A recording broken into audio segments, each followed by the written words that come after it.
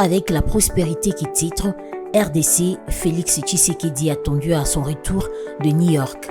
À l'ONU, que dira-t-il encore de ce moment précis de l'histoire de son pays, s'interroge la prospérité. Félix Tshisekedi a-t-il pris la mesure des enjeux internationaux en ce qui concerne particulièrement les processus de Nairobi et de Luanda, au terme duquel il avait été demandé à maintes reprises de mettre un bémol dans sa position et de dialoguer avec les acteurs clés de la crise sécuritaire, dont le Rwanda, sur cette énième agression aux effets pernicieux sur la population civile dans l'est de la RD Congo. Puisqu'il va s'exprimer dans quelques heures à New York, quels sont les nouveaux signaux forts auxquels les acteurs politiques congolais, aujourd'hui divisés autour de la tenue ou non des élections, quand bien même les délais constitutionnels sont naturellement incompressibles, peuvent s'attendre?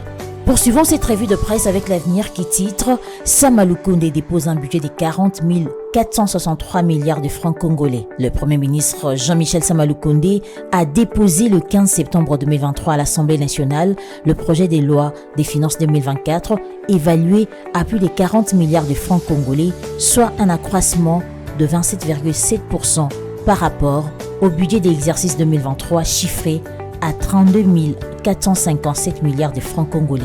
Depuis son avènement à la tête du gouvernement de la République, sous la mandature du président Félix Tshisekedi, le chef du gouvernement a instauré et pérennisé la culture de l'excellence consistant à respecter les prescrits de l'article 120 alinéa 3 de la Constitution de la RDC qui consacre le dépôt du projet de loi des finances au plus tard le 15 septembre.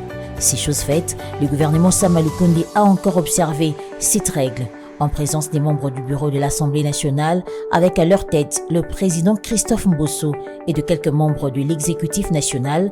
Le Premier ministre a déposé tous les documents accompagnant le projet de budget 2024. Ce projet de loi des finances 2024 contient un budget présenté en équilibre, en recettes et en dépenses à hauteur de 40 000 milliards francs congolais. Financée par la SICOMINE, la route Nzolana, de nouveau praticable, écrit enfin Forum des As. Le ministre d'État, ministre des Infrastructures et Travaux publics, s'est dit satisfait de l'évolution des travaux de la deuxième phase de rénovation de la route Nzolana, financée par la SICOMINE dans le cadre du programme sino-congolais.